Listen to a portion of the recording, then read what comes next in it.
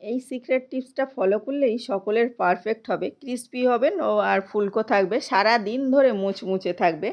এত মজার হয় এই আলুর চপটা, না দেখলে বিশ্বাসই করতে পারবে না, দোকানের থেকে বেশি স্বাদের। আর এভাবে অবশ্যই ট্রাই করবেন, পুরো প্রতিটা স্টেপ ফলো করে বানালে কিন্তু এতটা মজার হবে। আসুন দেখে নেওয়া যাক কীভাবে বানালাম। আর আওয়াজটাই শুনে বুঝতে পারছেন যে কতটা মজার হয়েছে। ভাঙাটা দেখুন আর ভিতরটা দেখুন, মানে কতটা ফাঁপা হয়। আলুর চপটা ভিতরে কিন্তু গ্যাদা গ্যাদা আলু থাকলে ভালো লাগে না, একটু ফাঁপা ফাঁপা হলে কিন্তু একদম দোকানের মতো হয়। প্রথমে দুটো আলু সিদ্ধ করে নিয়েছি, প্রেসার কুকারে একটা সিটি মেরে নিয়েছি, তারপরে আলুটা ম্যাশ করে নিচ্ছি। তো একটা ম্যাশার দিয়ে ভালোভাবে ম্যাশ করে নিলাম। এটা চাইলে হাত দিয়ে বা কাঁটা চামচ দিয়ে ম্যাশ করে নিতে পারেন। এই তো ভালোভাবে ম্যাশ করে নেওয়া হয়ে গেছে। এখন গিটলে ভাব আছে কি আমি আবারও একটু দেখে নিলাম। তো ভালোভাবে, এই তো কোনো রকম গিটলে ভাব নেই। আলু মাখাটা যত বেশি ভালো হবে, চপটা খেতে তত বেশি টেস্টি হবে। এই ইফতারিতে কিন্তু এই রেসিপিটা রাখতে পারেন, সন্ধ্যাবেলা যে কোনো সময় এই রেসিপিটা রাখতে পারেন। এখানে দিয়ে নিলাম সর্ষে আর মেথি। আপনারা চাইলে এখানে কালো জিরে বা সব কিছু একসঙ্গে মিক্স আছে, যে 5 ফোড়নও দিতে পারেন। শুকনো লঙ্কা দিলাম, জিরে আর ধনিয়া গুঁড়ো হাফ টেবিল চামচ করে, গোটা ধনে গোটা জিরে হাফ টেবিল চামচ করে দিয়ে একটা ভালোভাবে গুঁড়ো করে নিচ্ছি। লঙ্কাটা কিন্তু আগে থেকে ভেজে তুলে নিয়েছি, সবগুলো একসঙ্গে গুঁড়ো করে নিয়েছি। একটা কড়াইয়ের মধ্যে অল্প একটু তেল দিয়েছি, আর যে মশলাটা গুঁড়ো করেছি ওটা 1 টেবিল চামচ দিয়ে নিলাম। দিয়েছি এখানে হাফ টেবিল চামচ আদা রসুন পেস্ট দিয়ে ভালোভাবে লাল করে নিচ্ছি। যতক্ষণ না আদা রসুনের কাঁচা গন্ধটা চলে যাবে ততক্ষণ ধরে লাল করে নিতে হবে। তো দেখুন ভালোভাবে লাল করে নিয়েছি। আর এখন দিয়ে নেব আলু মাখাটা। আর এটা কিন্তু ভালোভাবে একদম কালার চলে আসবে ততক্ষণ না লাল করে নিতে হবে, তাহলে কিন্তু খেতে দারুণ হবে। আমি এই তো ভালোভাবে লাল হয়ে গেছে। এখন দিয়ে নিচ্ছি আলু মাখাটা। আলু মাখাটা একটু সময় ধরে মিশিয়ে নেব, মানে একদম ভেজে নিতে হবে, কোনো রকম সফট ভাব থাকলে হবে না, একদম টাইট করে আলু মাখাটা তৈরি করে নিতে হবে। তো আমি অনবরত নেড়ে চেড়ে মিশিয়ে নিচ্ছি প্রতিটা উপকরণের সঙ্গে, তেলের সঙ্গে। আর ততক্ষণ কিন্তু আমি ভাজতে থাকছি, গ্যাসটা অন আছে। তো এই তো ভালোভাবে মিশিয়ে নেওয়ার পরে আমি কিছু উপকরণ দিয়ে নিচ্ছি এখন, যেগুলো ঘরে থাকা সামান্য উপকরণ। আর প্লিজ আমি অনুরোধ করব, একবার হলেও এই রমজান মাসে ট্রাই করতে পারেন। যে কোনো সময় সন্ধ্যাবেলা চায়ের আড্ডাতে এইভাবে চপ তৈরি করতে পারেন, খেতে দারুণ হয়। স্বাদ অনুযায়ী লবণ দিয়ে নিলাম, জিরে মরিচ ভাজা ধনিয়া গুঁড়ো একসঙ্গে 1 টেবিল চামচ, আর এখানে একটু চিলি ফ্লেক্স দিয়ে নিলাম।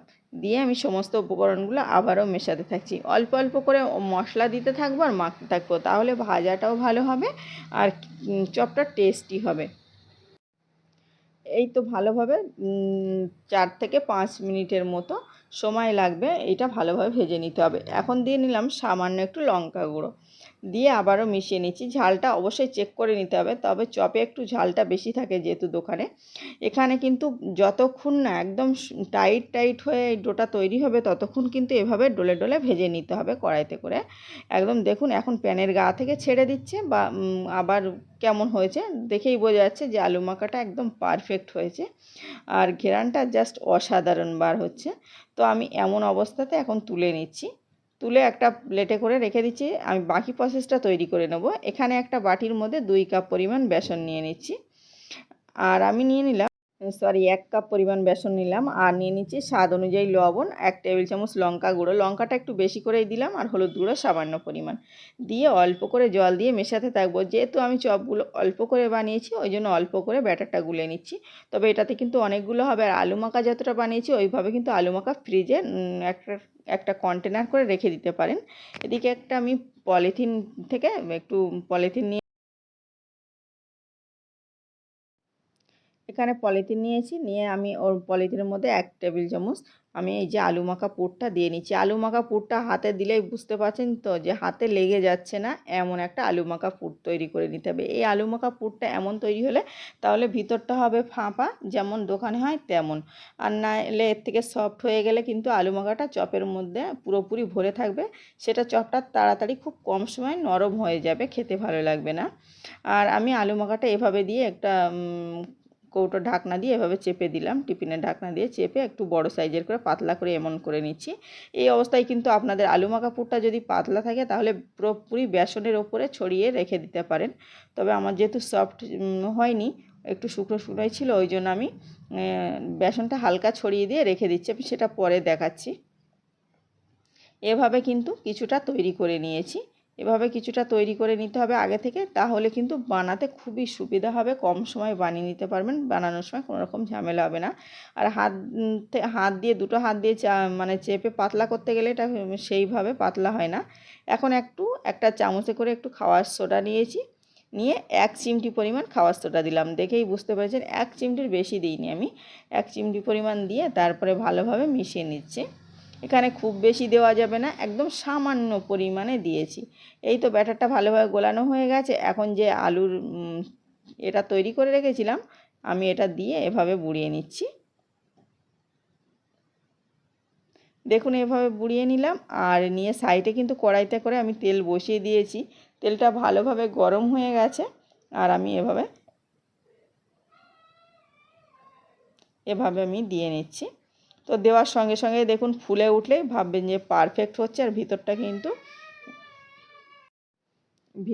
কিন্তু ফাঁপা হবে, ফাঁপা হলেই পারফেক্ট হবে। তো দেখুন ফুলে উঠেছে, আর আমি একটা একটা করেই দিয়ে নিয়েছি, একসঙ্গে বেশি দিইনি, জুড়ে যাবে। যেহেতু 1 কড়াই তেল দিলে কিন্তু একসঙ্গে 8-10টা ভেজে নেওয়া যাবে। তো আমি যেহেতু অল্প তেলের মধ্যে দিয়েছি, ওই জন্য একটা দুটো করে ভেজে নিয়েছি। তো আবার একটা দিয়েছি, দেওয়ার সঙ্গে সঙ্গে দেখুন ফুলে উঠছে, আর ভিতরটা ভেঙে দেখালেই বুঝতে পারবেন যে কতটা ফাঁপা হয়েছে। এটা কিন্তু 2 থেকে 3 বার উল্টে পাল্টে একটু কালার করে লাল লাল করে ভেজে নিতে হবে। খুব বেশি কালার কম রাখলে কিন্তু এটা খুব কম সময়ে সফট হয়ে আসবে, দোকানের মতো মুচমুচে থাকবে না অনেকক্ষণ পর্যন্ত। তো আমি ভালোভাবে কালার করে লাল লাল করে সবগুলোই ভেজে তুলে নিয়েছি। আপনাদের কিছুটা দেখালাম যে প্রতিটা ফুলকো পারফেক্ট হচ্ছে। তো আমি এখন দেখুন সবগুলো তুলে নিয়েছি। আর প্লিজ আপনাদের কেমন লেগেছে বলতে ভুলবেন না। ভালো লাগলে লাইক সাবস্ক্রাইব করার অনুরোধ করছি। আর আজকের রেসিপিতে যদি কোনো নতুন বন্ধু থেকে থাকেন, প্লিজ লাইক করার অনুরোধ রইল আর পাশে থাকার জন্য। আমি সবগুলো তুলে নিয়েছি, তুলে একটা ভেঙে দেখাই, যে দেখালেই বুঝতে পারবেন। আর এই রমজান মাসে এই রেসিপিটা সকলের কিন্তু লাগে। দোকান থেকে কিনে খেলে দোকানের তেলটা মানে টাটকা থাকে না, গ্যাস অম্বল হয়, শরীর খারাপও করবে না। আমি সবগুলো ভেজে নিয়েছি, একটু ঘষে দেখাই, আর ভেঙে দেখালেই বুঝতে পারবেন ভিতরটা কতটা ফাঁপা, মানে আলু মাখাটা পুরোপুরি একসঙ্গে জড়িয়ে নেই। দারুণ হয়েছে, অসাধারণ হয়েছে। আপনারাও ট্রাই করতে পারেন, ট্রাই করে আমাকে বলতে ভুলবেন না। আর এতক্ষণ সাথে থাকার জন্য সকলকে ধন্যবাদ জানাচ্ছি। আবারও দেখা হচ্ছে অন্য কোনো ভিডিওয়। ততক্ষণে সকলে ভালো থাকবেন, সুস্থ থাকবেন, আর প্লিজ পাশে থাকার অনুরোধ রইল। আপনাদের একটা লাইক কিন্তু আমাদের অনেক মোটিভেট করে নতুন নতুন ভিডিও বানানোর জন্য, তাই অবশ্যই লাইক করার অনুরোধ করছি।